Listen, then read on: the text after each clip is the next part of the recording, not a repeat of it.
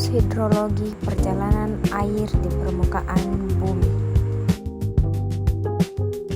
Siklus hidrologi atau siklus air adalah proses peredaran air yang berlangsung terus-menerus dari bumi ke atmosfer dan kembali lagi ke bumi.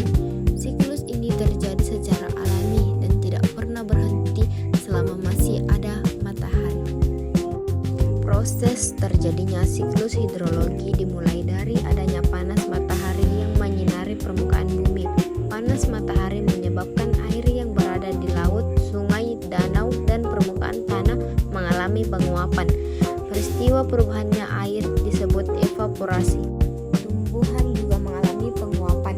Air diserap melalui akar lalu dilepaskan ke udara melalui daun bentuk uap air. Proses ini disebut transpirasi. Uap air hasil evaporasi dan transpirasi naik ke atmosfer.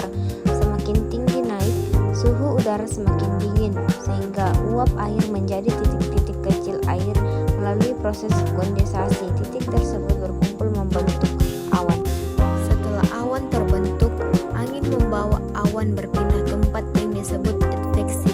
Ketika awan semakin berat karena banyak mengandung air, air akan jatuh ke bumi sebagai hujan, salju, atau hujan es. Proses ini disebut presipitasi. Air hujan yang jatuh ke bumi akan mengalami beberapa proses. Sebagian air akan langsung meresap ke tanah melalui pori-pori tanah. Proses masuknya air ke dalam tanah disebut infiltrasi.